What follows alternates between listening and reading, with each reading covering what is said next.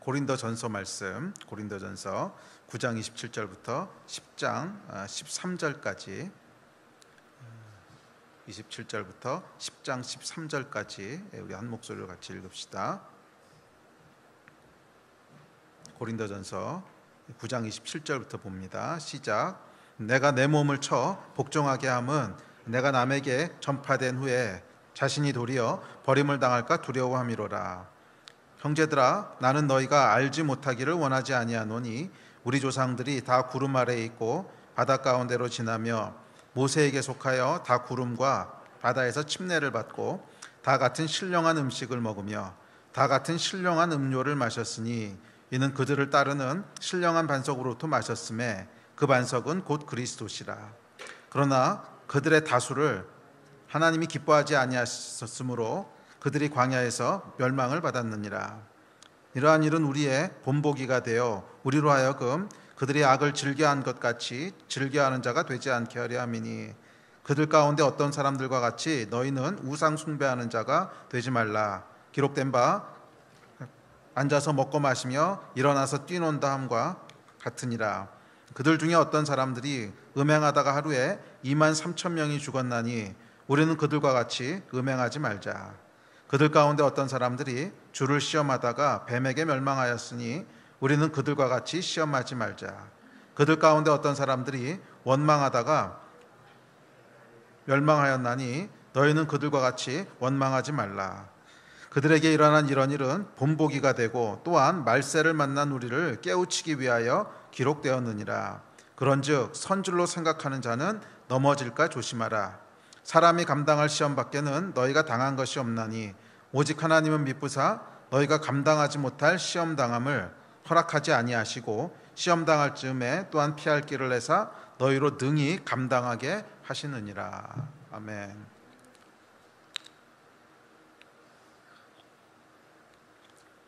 저희가 영적 세계의 원리에 대해서 계속 살펴보고 있습니다. 영적인 세계의 그 원리가 있는데 영적인 세계의 원리들은 보이는 세계의 원리와는 다릅니다. 우리가 지난주에 십자가의 원리에서도 살펴봤지만 보이는 세계에서 십자가는 저주고 또 십자가에서 죽음이라고 하는 것은 무엇으로도 설명할 수 없는 큰 슬픔이고 고난입니다. 그렇지만 이 죽음이라고 하는 십자가에서의 죽음이라고 하는 무너짐이 오히려 영적인 세계에서는 우리의 영이 다시 한번 살아나고 새로운 생명으로 부활하게 되는 큰 축복이지요.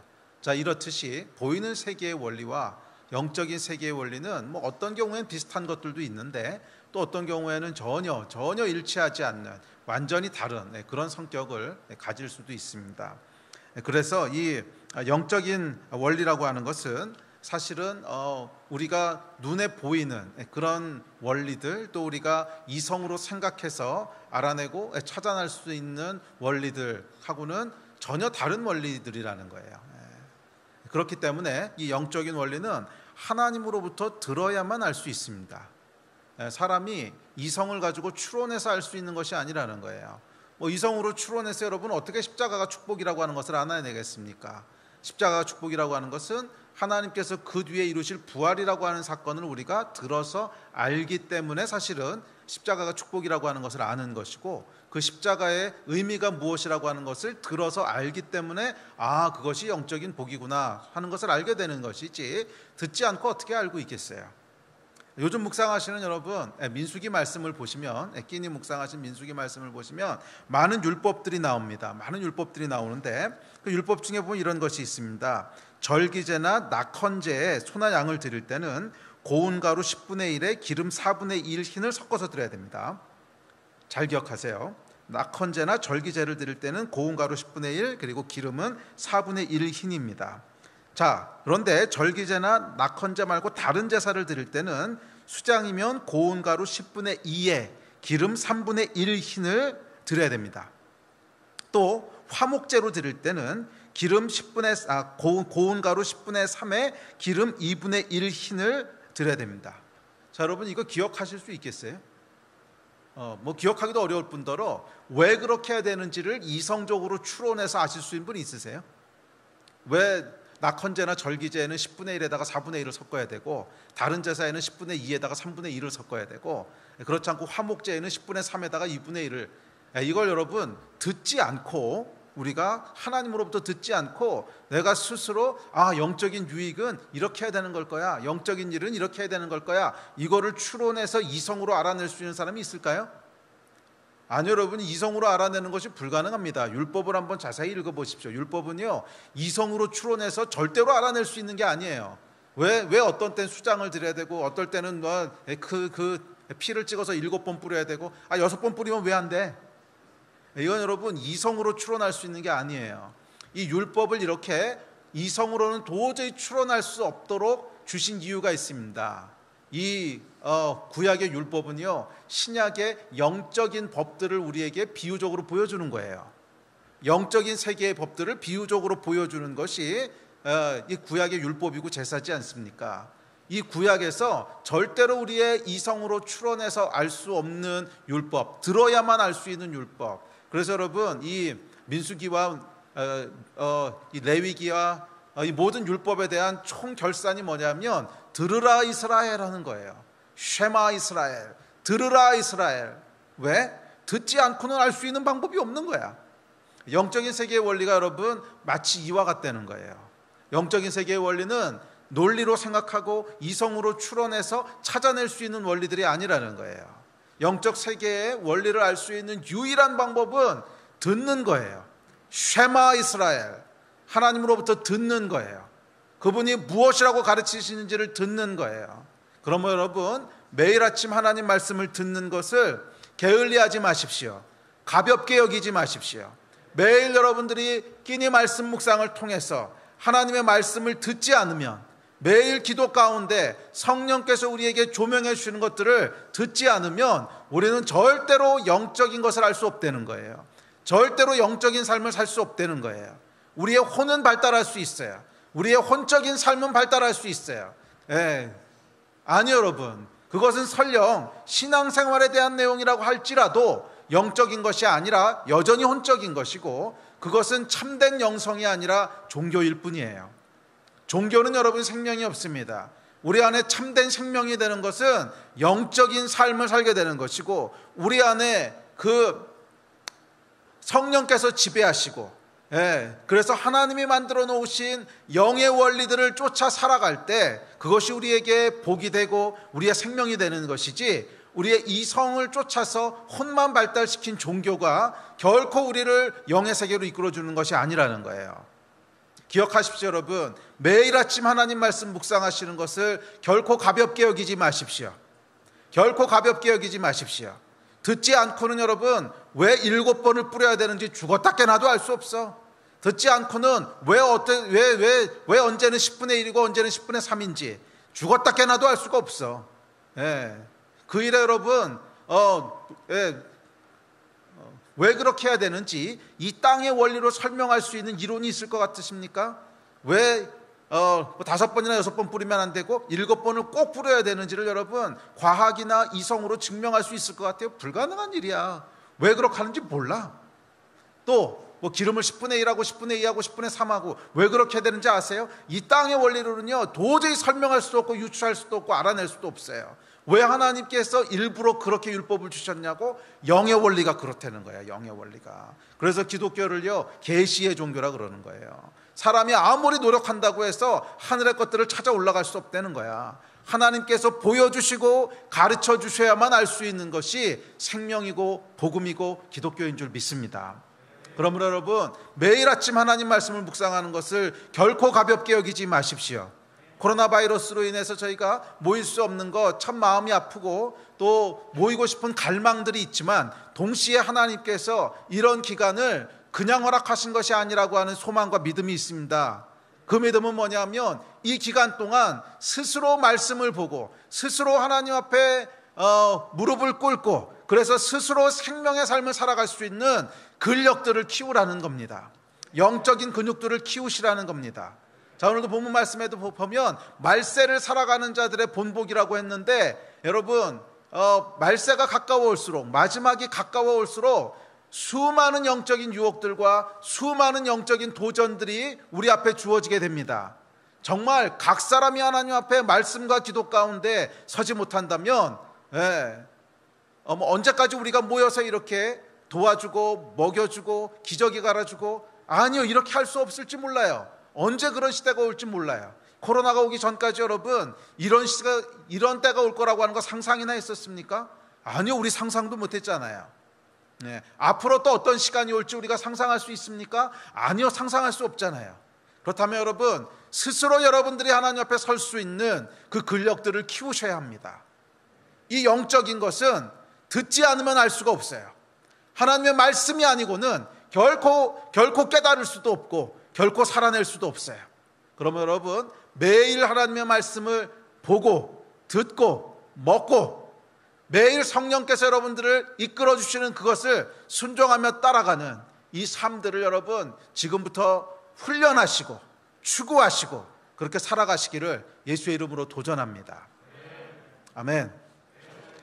자, 오늘은 고린도전서 말씀을 통해서 그 중요한 원리 두 가지를 더 살펴보려고 합니다. 28번째 원리와 29번째 원리입니다.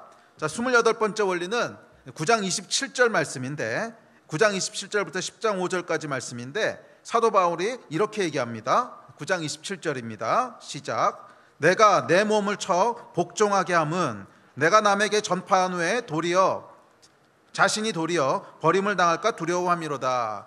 자, 이 28번째 원리는 뭐냐면, 겉으로 보이는 사역의 열매가 아무리 많아도 그것이 곧 나의 영성은 아니라는 거예요. 겉으로 보이는 열매가 아무리 많아도 그것이 곧 나의 영성을 보여주고 나타내는 건 아니라는 거예요. 내적인 열매는 맞아요. 그거는 내 영성이 어떻다고 하는 것을 보여주는 것입니다. 그런데 외적인 열매들, 내가 해놨던 많은 보여지는 어떤 결과물들, 또는 내가 살아가면서 얻게 되는 많은 타이틀들, 예를 들어서 목사, 장로, 집사, 선교사, 이런 겉으로 보여지는 여러 가지 결과물들은 나의 영성하고는 전혀 관계없을 수 있다는 거예요. 그러면 여러분, 보여지는 것에 속지 마십시오. 종교적인 결과물들에 속지 마십시오. 종교적인 결과물이 여러분이 어떤 사람인가를 말해주는 것 아닙니다. 나의 영성이 어떻다고 하는 것을 증명해 주는 것도 아닙니다. 아무 상관이 없다는 거예요. 사도 바울이 뭐라 그랬어요? 내가 내 몸을 쳐서 복종하게 하면 남에게 전파한 후에 오히려 나는 버림받을까 두렵다 그랬어요. 사도 바울같이 어마어마한 선교의 열매를, 어마어마한 그 눈에 보이는 결과물들을 해냈던 이 영적인 거인조차도 이 보여지는 어떤 결과물들은 나의 구원하고도 상관이 없는 일이고 나의 영성하고도 상관이 없는 일이라는 거예요. 그러면 여러분, 늘 깨어서 근신하시고 조심하십시오. 보여지는 것들에 속지 마십시오. 보여지는 것들이 나의 구원을 보장해 주는 것도 아니고요, 장로가 됐다고 해서 내가 구원받는 거 아니고요, 설령 목사나 선교사가 됐다고 해서 내가 하나님 앞에 구원받은 사람이라고 하는 것도 얘기할 수 없어요. 겉으로 보여지는 어떤 거에도 속지 마십시오. 영적인 것은 그런 것으로 디파인 되는 게 아니에요. 영성은 그런 것으로 정의되는 게 아니에요. 또한 이 보여지는 열매뿐만이 아니라 영적인 체험 역시 마찬가지입니다. 이어지는 10장 1절부터 5절까지 다시 한번 봅시다.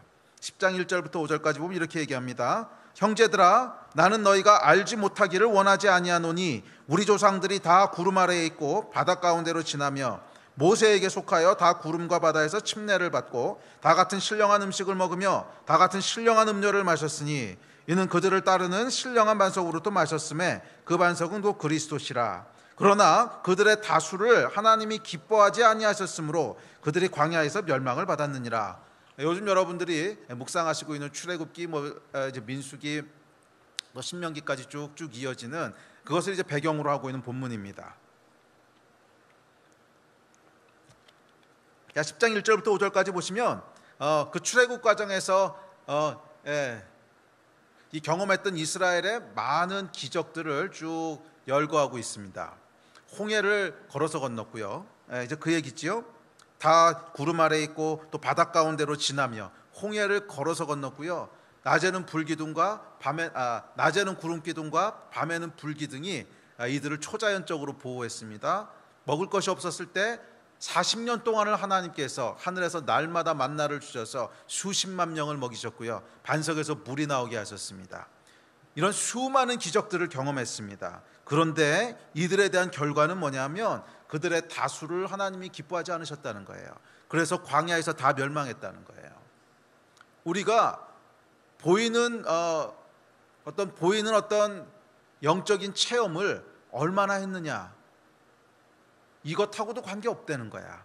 그러니까 이거를 오늘날 현대 크리스천들의 개인적인 것으로 풀었으면 뭐 치유를 경험하고 기적을 경험하고 뭐 대단한 하나님의 역사를 경험하고 해도 그들 중 다수를 하나님이 기뻐하지 않으시고 광야에서 멸망케 하셨더라, 이런 얘기예요.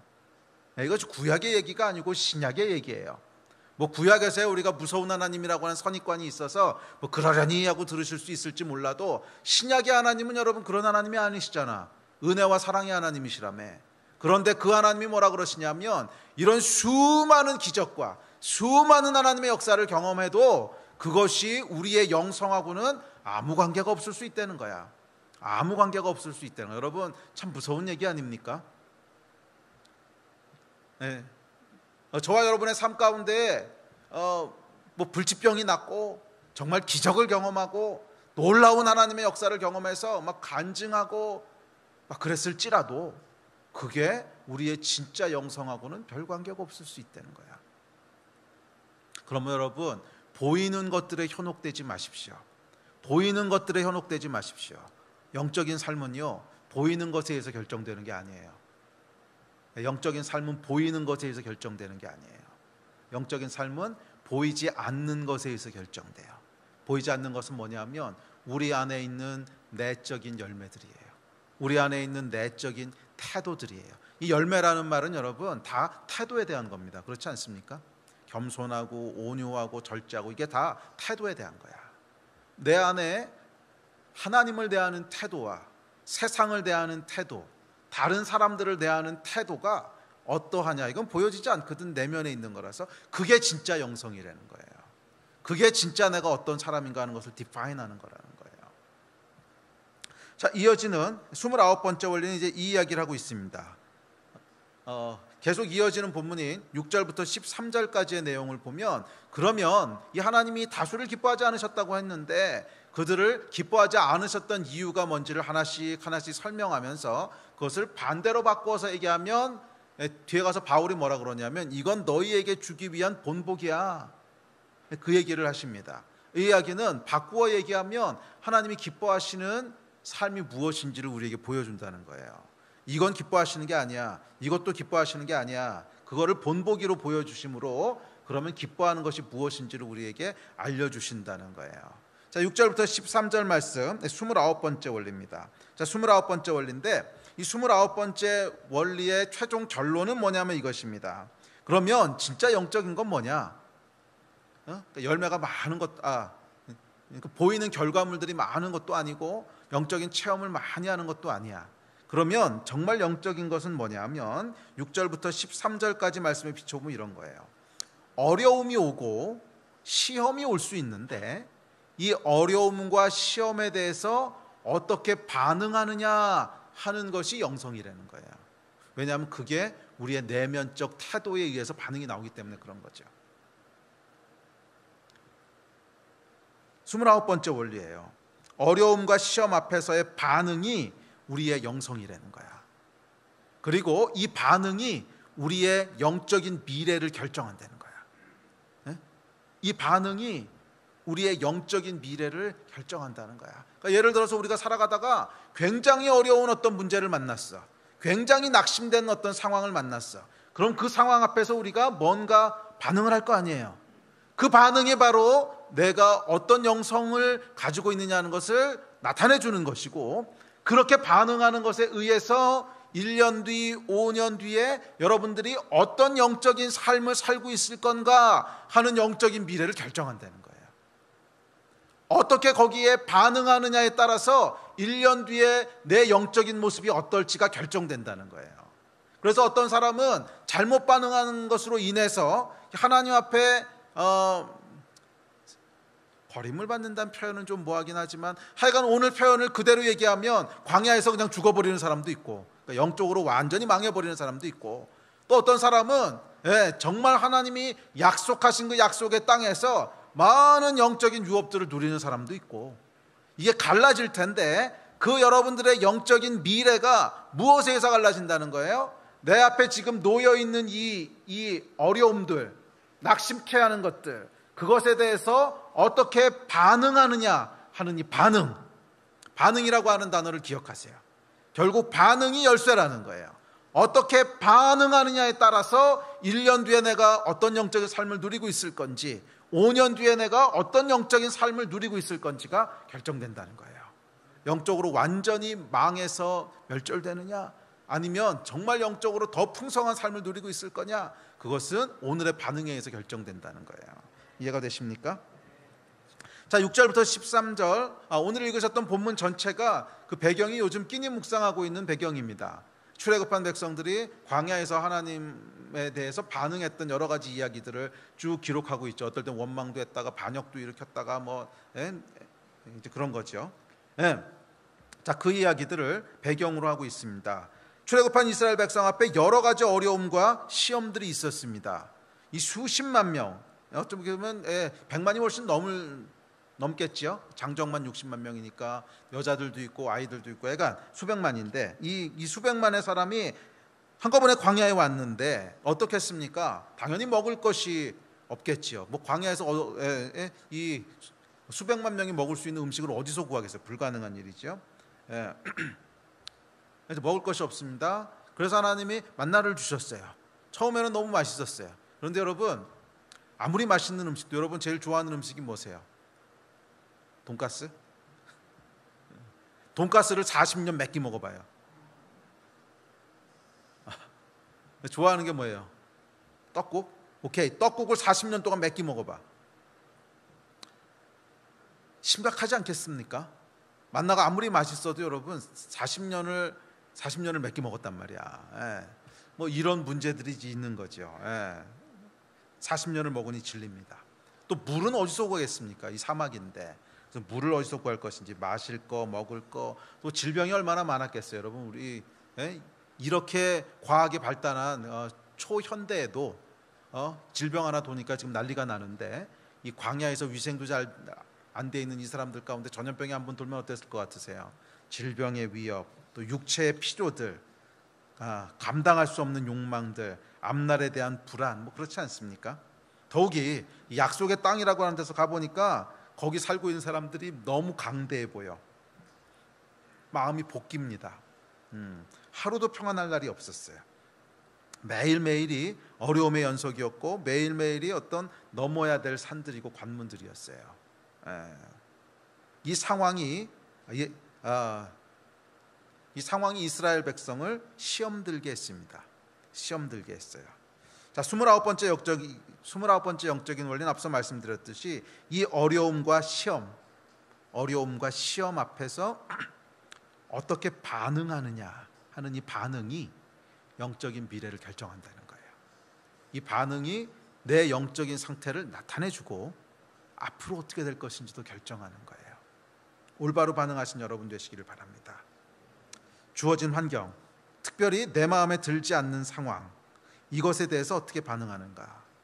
내가 원하지 않았던 상황, 내 마음에 들지 않는 상황, 마음이 힘들어지는 상황, 그 상황에 대해서 어떻게 반응하느냐 하는 것이 우리의 영의 현주소예요. 그게 우리 영의 현주소고, 그 반응에 의해서 우리의 영적인 미래가 결정되는 것입니다. 영적으로 멸망할 것인지, 아니면 정말 영적으로 유업과 풍성함을 누릴 것인지, 이 반응에 의해서 결정되는 것입니다. 자, 그런데 불행하게도 이스라엘 백성은요, 이 어려움 앞에서 잘못 반응합니다. 그 잘못 반응함으로 말미암아 광야에서 멸망하고 말았대요. 이것이 5절 6절 말씀이지요. 자, 5절 6절에 보면 이렇게 얘기하지요. 그러나 그들의 다수를 하나님이 기뻐하지 아니하셨으므로 그들이 광야에서 멸망을 받았느니라. 이러한 일은 우리의 본보기가 되어 우리로 하여금 그들이 악을 즐겨한 것 같이 즐겨하는 자가 되지 않게 하려 함이니. 자, 이들의 이야기를 통해서 우리는 그렇게 되지 말라는 거예요. 너희는 그렇게 되지 말라는 거예요. 그 본보기로 이 말씀을 주셨다는 거예요. 자, 무슨 말씀인지 하나씩 살펴봅시다. 상황에 대해서 잘못 반응하는 것이 무엇인지를 살펴봅시다. 자, 이들이 보여주는 잘못된 반응 중에 첫 번째는 7절입니다. 7절에 보면 이렇게 얘기합니다. 시작. 그들 가운데 어떤 사람들과 같이 너희는 우상 숭배하는 자가 되시 기록된 바 백성이 앉아서 먹고 마시며 일어나서 뛰논다 함과 같으니라. 자, 첫 번째는 뭐냐면 두려움 또는 불안함에 대한 반응이에요. 여러분은 어떠세요? 두려움과 불안함이 오면 어떻게 반응하세요? 두려움과 불안함을 일으키는 상황이 앞에 딱 놓여요. 그럼 어떻게 반응하세요? 이 반응이 여러분의 영성이고 그것에 어떻게 반응하냐에 따라서 미래가 결정된다는 거예요. 자, 이스라엘 백성이 보여준 두려움과 불안함에 대한 잘못된 반응은 뭐였냐 하면요, 우상 숭배였다는 거예요. 우상 숭배였다는 거예요. 물도 양식도 없는 상황, 언제 사나운 짐승이 닥칠지, 언제 질병이 돌지, 언제 적군이 나타날지 예측할 수 없는 두렵고 불안한 상황입니다. 그래서 계속 모세를 들들 볶지요. 그런데 결정적인 사건이 일어납니다. 모세가 하나님을 대면한다고 시내 산으로 들어가는 거예요. 1주 지나고 2주 지나고 3주 지나고 안 돌아오는 거야. 얼마나 불안했을까 생각해 보세요. 네? 어쨌거나 이 사람들을 전부 다 끌고 온 사람은 모세잖아. 네? 그리고 모세가 이 사람들이 뭘 해야 될지 다 가르쳐주는 사람이잖아. 그런데 모세가 사라져서는 40일을 안 나타나는 거야. 야, 이건 죽었구나. 아니, 저 산에 보니까 먹을 것도 하나 또 없는데, 예. 그 시내산이라는 데 올라가 보면 이게 완전 돌로 된 산이어가지고서요, 뭐 없어요. 먹을 것도 없고 아무것도 없는 산이야. 예. 그 산이 그 산인지 모르겠지만, 예. 근데 하여간 그래서 결국 이들이 뭘 합니까? 출애굽기 32장 말씀이죠. 32장 1절에 보면 이렇게 얘기합니다. 시작. 모세가 산에서 내려옴이 더딤을 보고 모여 백성이 아론에게 이르러 말하되 우리를 위하여 우리를 인도할 신을 만들라. 이 모세 곧 우리를 애굽 땅에서 인도하여 낸 사람은 어찌 되었는지 알지 못함이니라. 우상을 찾게 되는 거예요. 두려움과 불안함이 오니까요, 우상을 의지하는 거예요. 이 두려움과 불안함으로부터 지켜줄 거, 보호해 줄 거. 그래서 신을 만들고 우상을 섬기게 됩니다. 예, 우리를 인도해 줄 신. 오늘날도 여러분 마찬가지지 않습니까? 두려움과 불안함이 오면 어떻게 합니까? 나를 지켜줄 것들을 찾지 않습니까? 뭐 돈을 찾는다든지 사람을 찾는다든지 종교를 찾는다든지 하여간 이 불안함과 두려움으로부터 나를 보호해 줄 수 있는 것들을 찾게 되지요. 그걸 뭐라 그러는 거예요? 우상이라 그러는 거예요. 두려움에 대한 여러분들의 반응은 뭡니까? 이 세상에서 나를 지켜줄 어떤 것을 찾으십니까? 그렇다면 그게 정확히 오늘 고린도전서 10장에서 얘기하고 있는 우상이라는 거예요. 우상.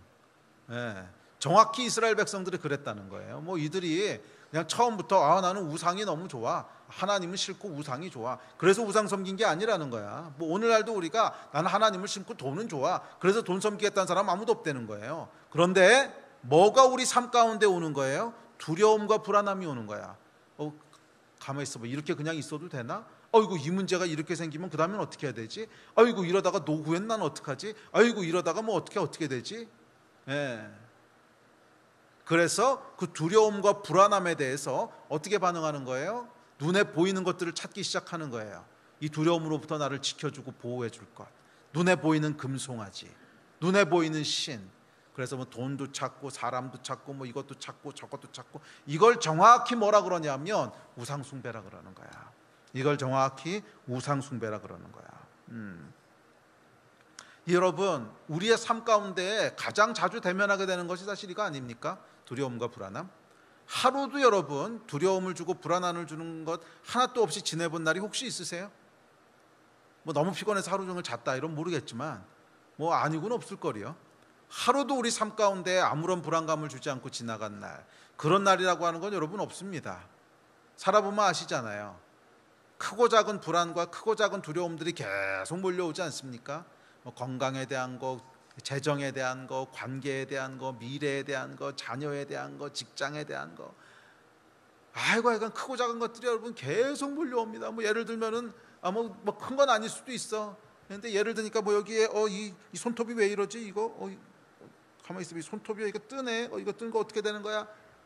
염려되지요. 뭐 이런 거라도 있지 않으세요? 저는 이쪽 손톱이 약간 이상해가지고 계속 떠요 이쪽이. 이거 계속 뜨다가 나중에 손톱 빠지는 거 아니야? 이런 불안이라도 있잖아. 우리 삶 가운데 여러분 크고 작은 불안들은요 계속 오는 거예요. 계속. 뭐 한 번도 없이 지나가는 날이라는 게 없어. 그런데 이 불안함의 연속되는 파도를 계속 맞이할 때 어떤 태도로 반응하느냐, 그것이 우리의 영성이 되는 거예요. 영성은 여러분 따로 떼어가지고서 영성 뭐 그러고 특별훈련 받는다고 해서 영성이 생기는 게 아니라 매일 하나님의 말씀을 듣고 들어야 돼. 일단 매일 성령님께 간구하고, 그리고 나서 우리 앞에 매일 몰려오는 이 상황들에게 어떻게 대처하느냐, 매일 같이 우리에게 오는 이 상황들에 어떻게 반응하느냐, 이거예요. 이거. 두려움에 대해서 여러분 어떻게 반응하십니까? 지금도 그렇잖아요, 여러분. 재정에 대한 불안이 있지요. 그렇습니다, 여러분. 이 코로나가 끝나고 난 다음에, 끝나기 전이라도 지금 이 경제가 엉망이지 않습니까? 예. 경제 전망 수치를 보니까 마이너스 1점 몇 프로 성장이던데 올해. 마이너스 성장은 여러분 옛날에 그 90년대 말에 IMF 때 한 번 있었고요, 한 번도 없었어요 우리나라에. 전 세계가 다 지금 마이너스 성장이라거든. 한국도 물론 마이너스 성장. 마이너스 성장이 났을 때 무슨 일이 생길지 몰라 우리는. 아마 엄청난 실업 하여간 쉽지 않을 거예요. 그렇지 않습니까? 그런 상황이 지금 온다는 게 아니고 결정된 거잖아요 이미. 불안하죠. 또 자녀들은 어떻게 될 것인지 불안하고, 여러 불안들이 있습니다. 코로나 바이러스는 어떻게 될 것인지. 그런데 이 두려움과 불안에 대해서 여러분은 어떻게 반응하십니까? 이 반응이 중요한 거예요. 우상을 찾진 않으십니까? 그렇다면 잘못된 반응을 하고 계신 거예요. 만약 그렇다면 이스라엘 백성들이 광야에서 멸망했듯이 우리의 영적인 미래도 그렇다는 거예요. 다르게 반응하셔야 됩니다. 우상이 아니라 하나님을 붙잡으셔야 돼요. 이 이야기는 마지막에 정리하면서 하겠습니다. 하여간 우상을 찾으시면 안 돼요. 우상을 찾으시면 안 돼요. 하나님을 붙잡으셔야 돼요. 아멘.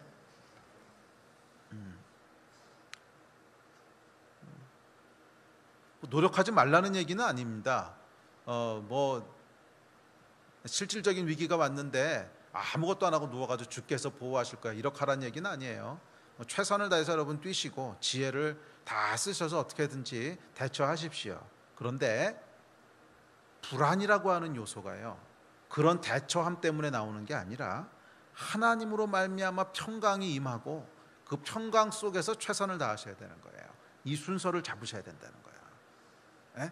불안함 때문에 이리 뛰고 저리 뛰고 하면은요 결국 우상 붙잡게 되는 것이고, 1차적으로는 하나님 안에서 평강이 임해야 돼. 맞아. 내가 어떤 상황 가운데 있든지 하나님이 붙잡으시는 거지.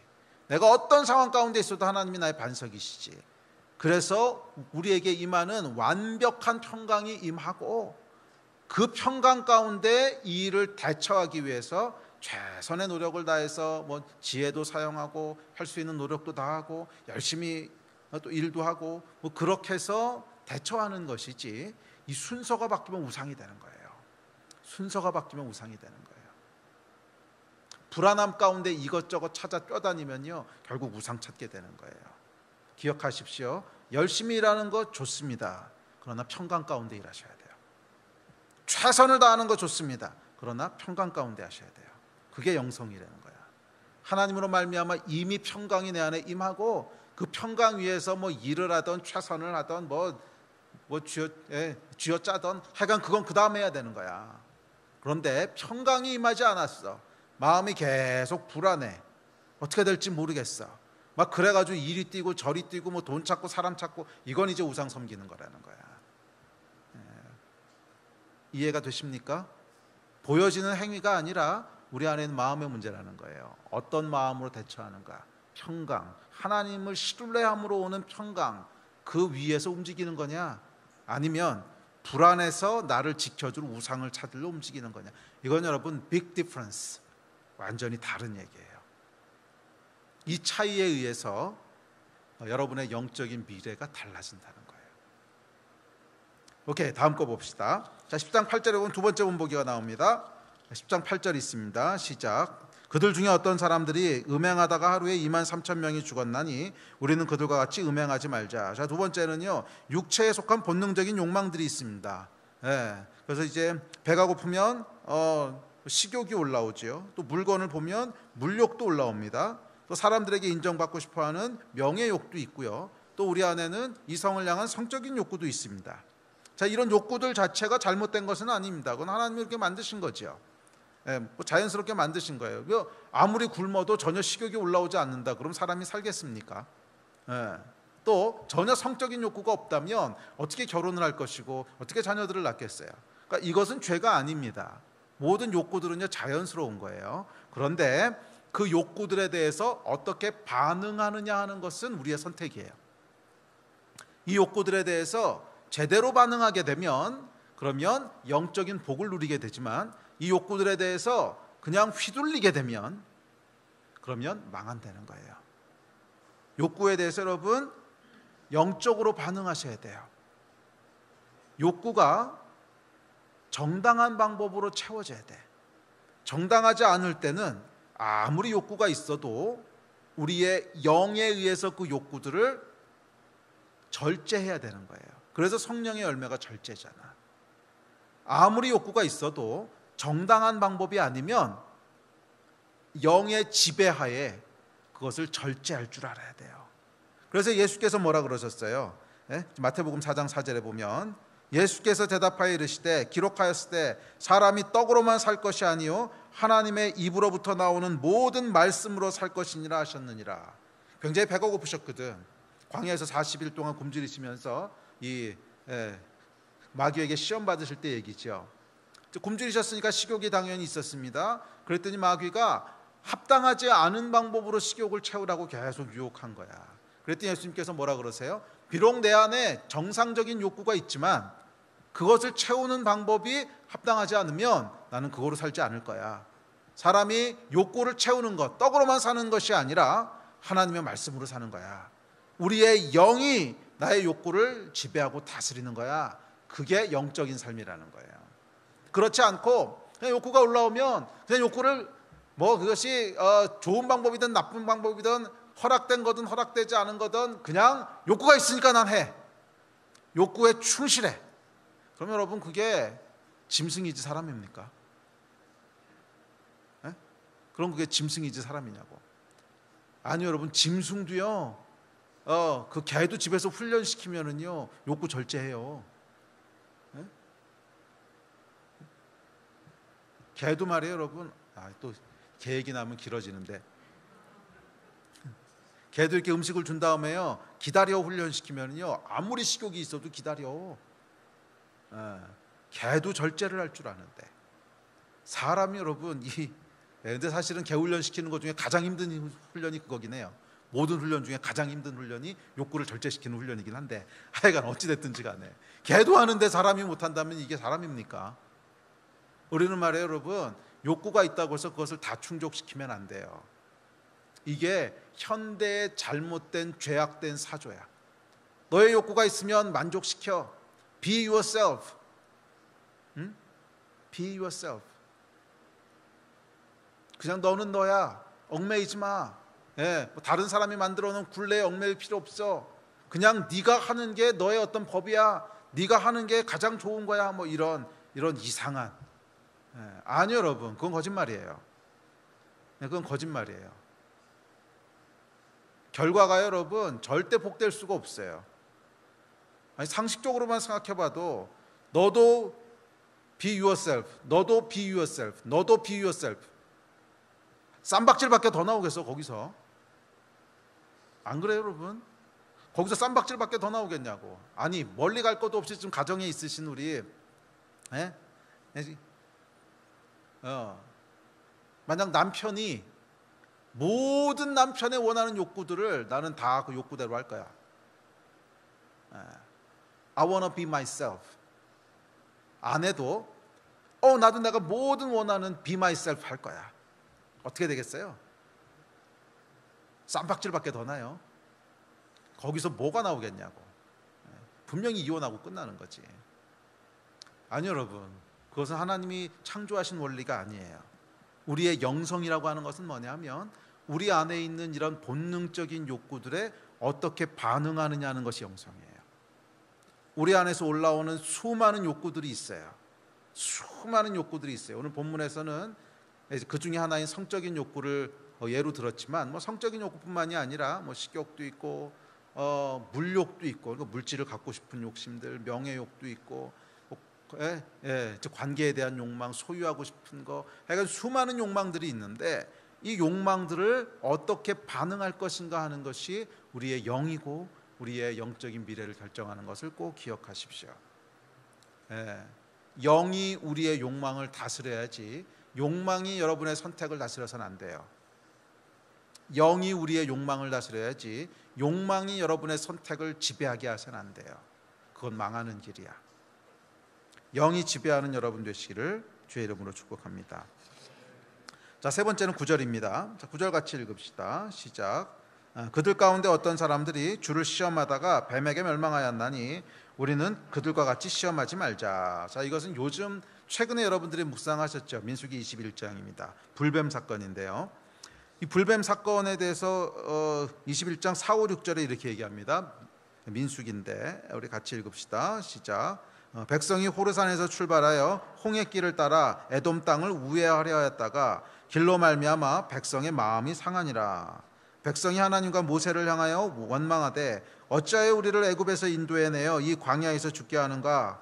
이곳에는 먹을 것도 없고 물도 없도다. 우리 마음이 이 하찮은 음식을 싫어하노라 하매 여호와께서 불뱀들을 백성 중에 보내어 백성들을 물게 하심으로 이스라엘 백성 중에 죽은 자가 많은지라. 자, 이 사건을 지금 얘기하고 있는 거예요. 불뱀 사건은. 자, 백성들이요 홍해길로 인해 마음이 상했습니다.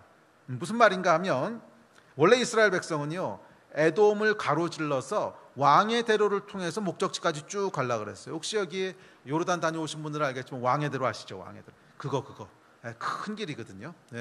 제일 높은 곳에 있는 아주 편안하고 큰 길이에요.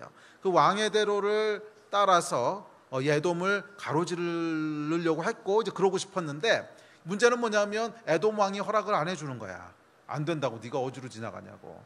그래서 할 수 없이 이 사람들이 에돔을 우회해서 지금 홍해길로 가기 시작했습니다. 근데 뭐라 그랬냐면 이 길로 말미암아 마음이 상했대요. 야, 이 길은 한번 가보신 분들은 알겠지만 마음이 상할 만한 길이야. 홍해길을 가보면요 마음이 안 상하면 이상해. 이게 하여간 진짜 말이 아니야. 그 얘기를 하고 있는 겁니다. 그래서 마음이 상했다는 거예요.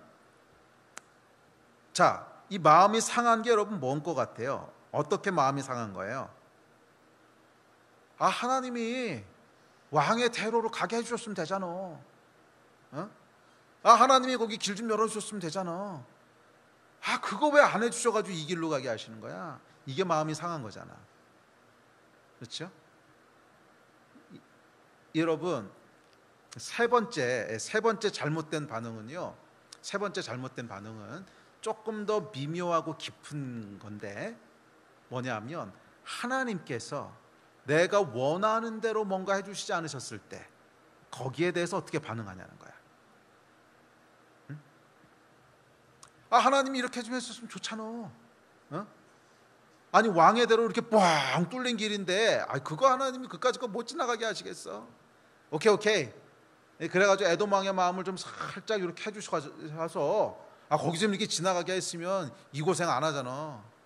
근데 하나님이 왜 그거 못 지나가게 하셔가지고서 이게 뭐야? 이 홍해길로 내려서 보니까 이게 길도 진짜 말이 아니고 너무 고생되고 물도 없고 먹을 건 분명히 있었어요. 왜냐면 만나를 주셨으니까.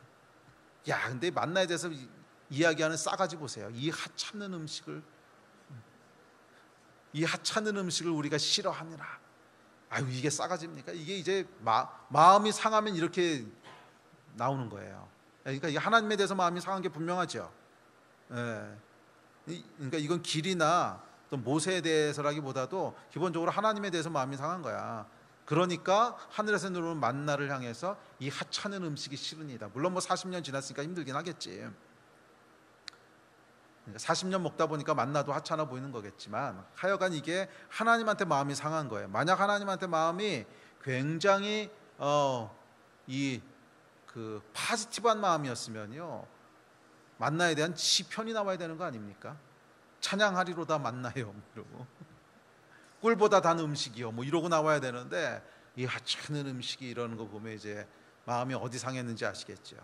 길로 말미암아 하나님께 마음이 상한 거예요.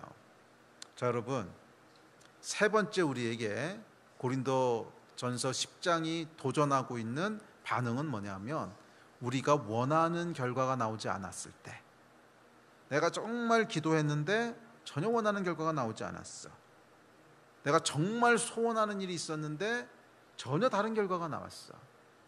그럼 이제 앉아서 묵상에 들어갑니다. 묵상도 아니지, 이렇게 묵상. 가만히 있어봐. 전능하신 거 맞지? 전지하신 것도 맞지? 근데 왜 안 해주신 거야? 이렇게 반응 나오지 않습니까? 이거 말이야, 이거. 예, 이거를 하나님께서 기뻐하지 않으셨다는 거예요. 예. 그게 뭐냐면 지금 9장에서 얘기하는 하나님을 시험하는 거라는 거예요. 그게 하나님을 시험하는 거라는 거예요. 여러분 어떠십니까? 예, 뭐 지난 수요일에 선거가 있었어요. 뭐 선거 결과에 대해서 여러분들이 어떻게 느끼시는지 모르겠지만, 뭐 감사하게 느끼신다면 감사한 건지 뭐 걱정되는 건지 모르겠지만 하여간 뭔가 여러분들이 원하는 대로 결과가 안 나왔다. 그럼 어떻게 반응하십니까? 이게 지금 우리에게 던지신 하나님의 테스트예요. 원하는 결과가 안 나왔어. 그럼 어떻게 반응하세요? 마음이 어떠세요?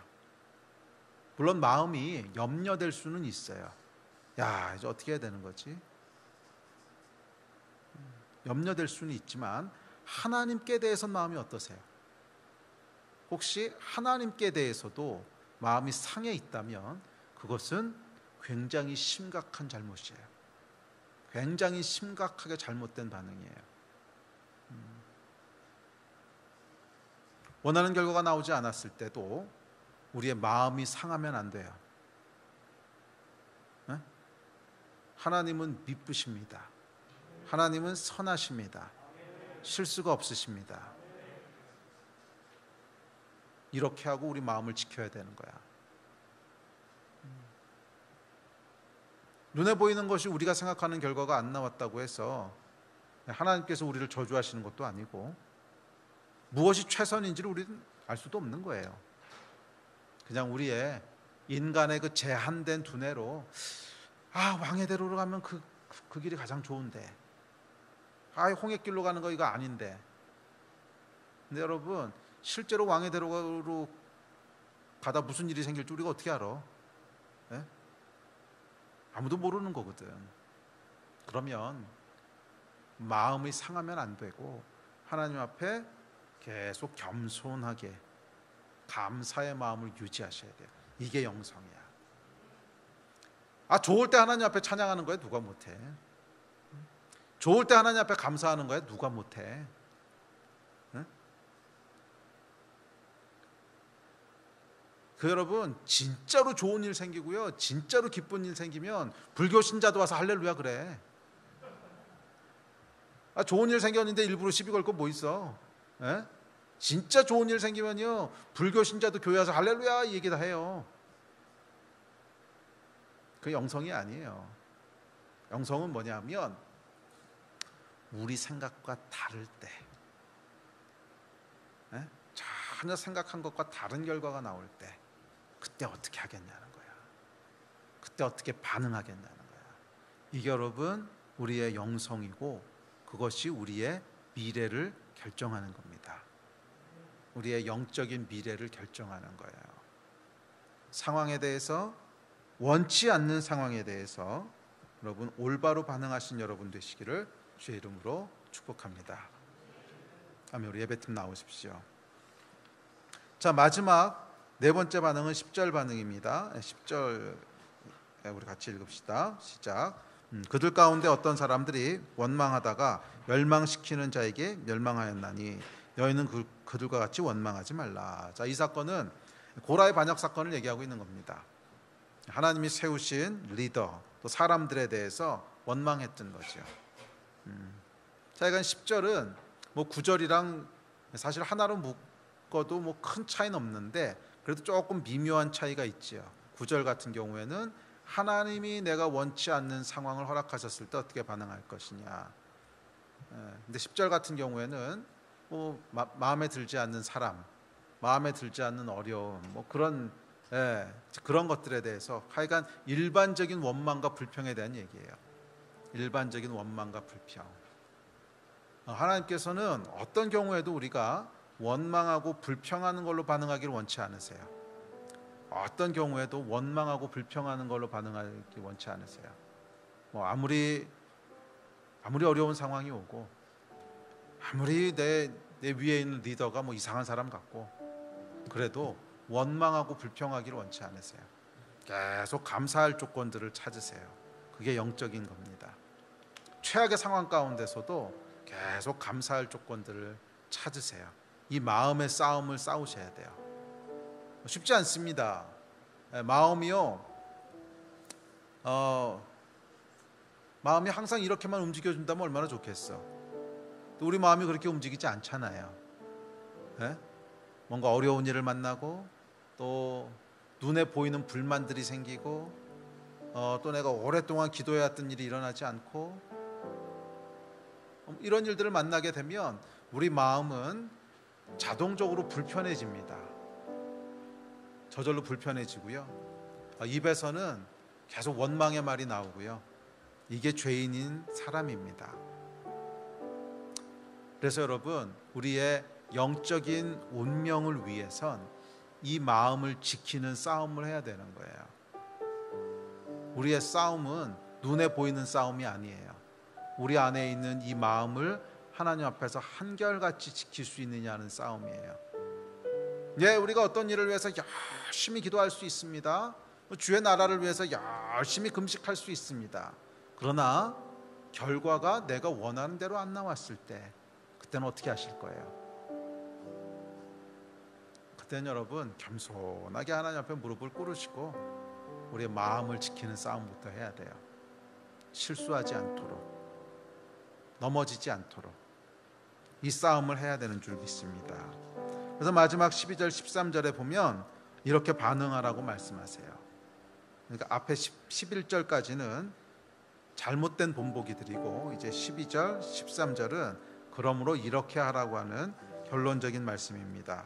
12절 13절 읽습니다. 시작. 그런즉 선줄로 생각하는 자는 넘어질까 조심하라.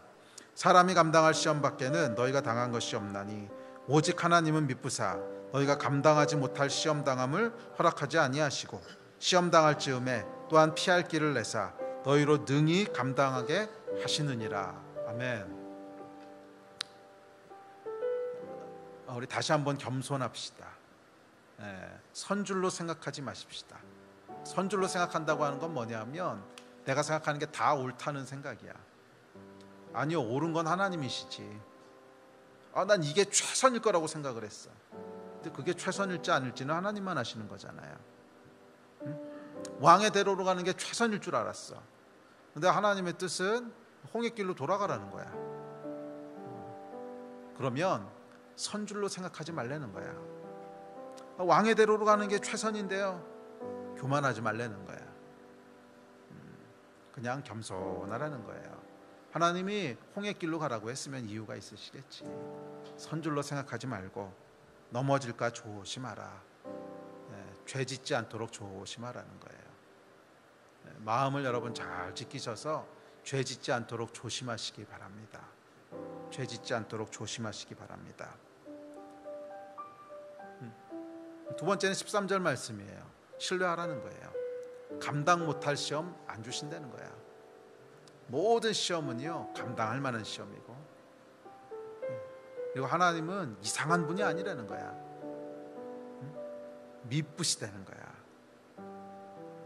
선하시고 완전하시다는 거야. 신뢰하라는 거예요. 하나님의 지혜를 신뢰하고 또 하나님의 선하심을 신뢰하고,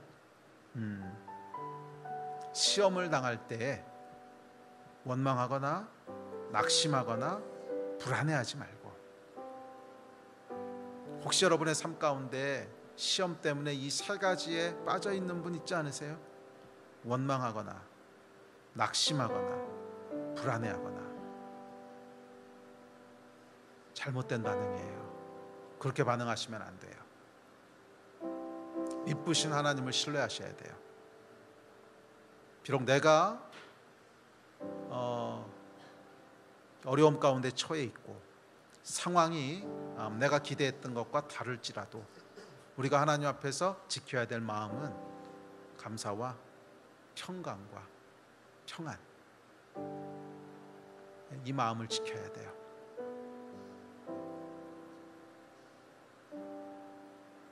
그렇게 반응할 때 저와 여러분의 미래에 영적인 복이 있을 거예요. 더 많은 것들을 하나님께서 누리게 하실 거예요. 이게 여러분 영적인 원리입니다.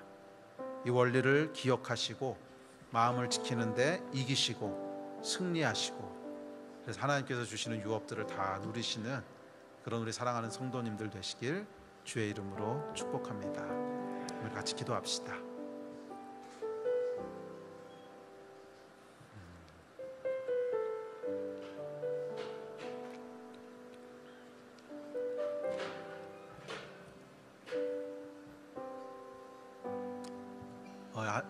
우리가 하나님 앞에서 할 수 있는 것은 그냥 감사하는 거예요. 그거밖에 없지 않습니까?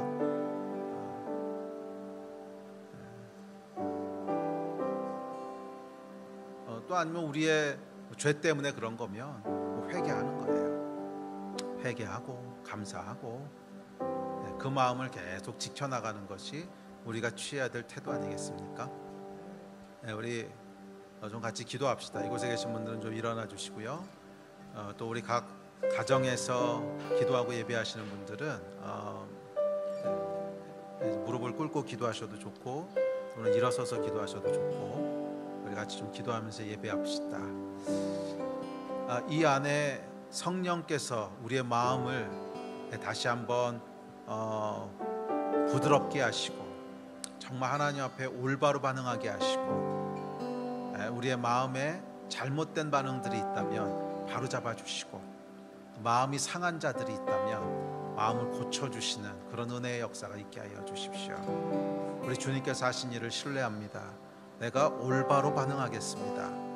올바로 반응하겠습니다. 우리 이 마음 가지시고 같이 우리 말씀 기억하시면서 함께 좀 기도하고 예배합시다. 기도하시겠습니다.